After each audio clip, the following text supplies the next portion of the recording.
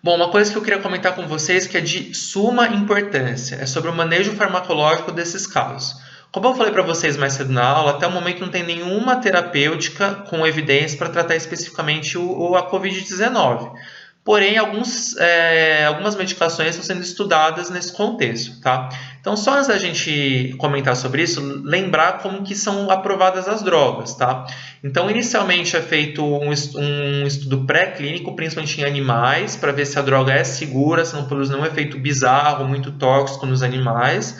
Caso ela seja aprovada para testes em humanos, então ela segue toda uma sequência necessária para aprovação que leva anos. Então, inicialmente, o estudo fase 1, que vai avaliar principalmente efeitos adversos da droga com doses crescentes. O estudo de fase 2, que vai avaliar a eficácia numa população pequena.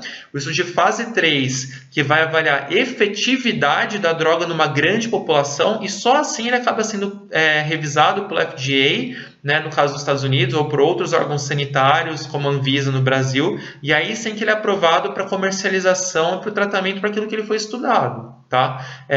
Por outro lado, assim que o remédio é aprovado, os testes continuam numa fase 4, que é a fase pós-comercialização. Tá? Por que eu estou comentando isso com vocês? Porque muita gente, quando está prescrevendo uma determinada droga para a Covid-19, está pulando essas etapas, né?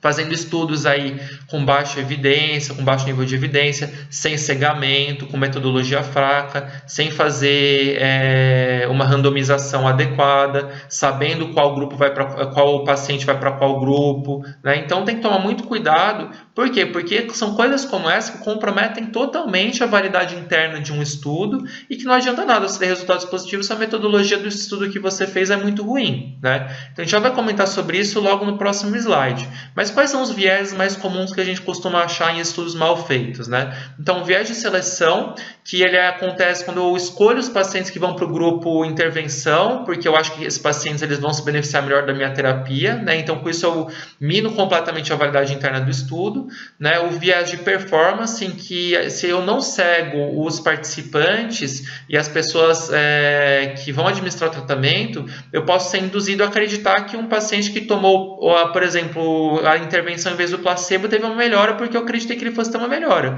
Essa mesma lógica do viés de detecção, em que eu também detecto desfechos teoricamente melhores no paciente que eu acredito que vai melhor com aquela droga que eu estou dando. Tá? Por outro lado, se eu não cego os participantes, eu falo você vai tomar o placebo, você vai tomar a cloroquina. O que acontece? Os pacientes eles acabam perdendo confiança no placebo e acabam acreditando e manifestando sintomas melhores tomando a intervenção. Então, por isso que é importante fazer uma randomização adequada e fazer um cegamento adequado, né? E se não fizer isso, a validade dos internos do seu estudo está muito comprometida e com isso não pode fazer nenhuma generalização para a população em geral. Então, assim, o maior exemplo disso é esse estudo que foi publicado no Jornal de Doenças Infecciosas Mediterrâneas, né?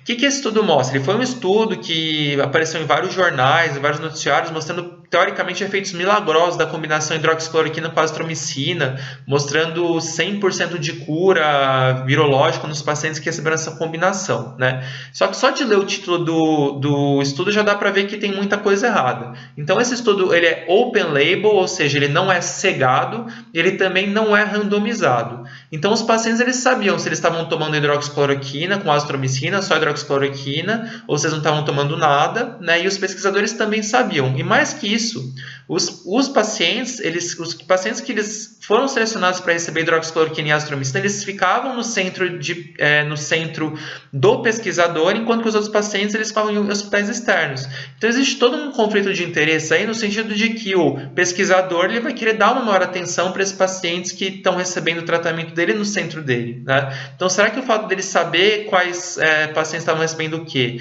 Pelo fato de existir realmente um viés de seleção nesse contexto, por não ter sido feita uma randomização, né? E pelo próprio pesquisador talvez tratar melhor até esses pacientes que ficavam nas mãos dele, será que esses pacientes melhoraram mesmo não pelo hidroxicloroquina e pela azitromicina, mas sim porque tiveram um melhor tratamento, né? Então, é um estudo com uma metodologia muito falha que, infelizmente, não tem validade interna nenhuma e nem sequer validade externa a ponto de ser generalizado para a população da forma que foi pela imprensa, né? Então, muito cuidado quando a gente olha um estudo desse e a gente sai já fazendo várias afirmações de que a hidroxicloroquina e a azitromicina são medicações milagrosas, quando na verdade não são. Então vejam que interessante, mais para frente, agora no mês de maio, foi feito um estudo observacional em Nova York comparando os pacientes que tomaram e que não tomaram hidroxicloroquina. Obviamente, esse estudo ele não é um ensaio clínico randomizado, então não foi comparado hidroxicloroquina com placebo, que seria um estudo muito mais robusto. Mas só um estudo observacional bem feito, publicado no New England, já mostra que não teve diferença nenhuma entre os grupos que tomaram hidroxicloroquina e que não tomaram hidroxicloroquina. Então isso é um indício de que, de fato, talvez essa medicação não funcione e não só isso. Lembrar que ela tem vários efeitos colaterais que, inclusive, foram relatados nesse estudo, principalmente de arritmias cardíacas nos pacientes que fizeram uso dessa medicação. Então, muito cuidado em indicar essa medicação de forma generalizada, como alguns governantes têm orientado.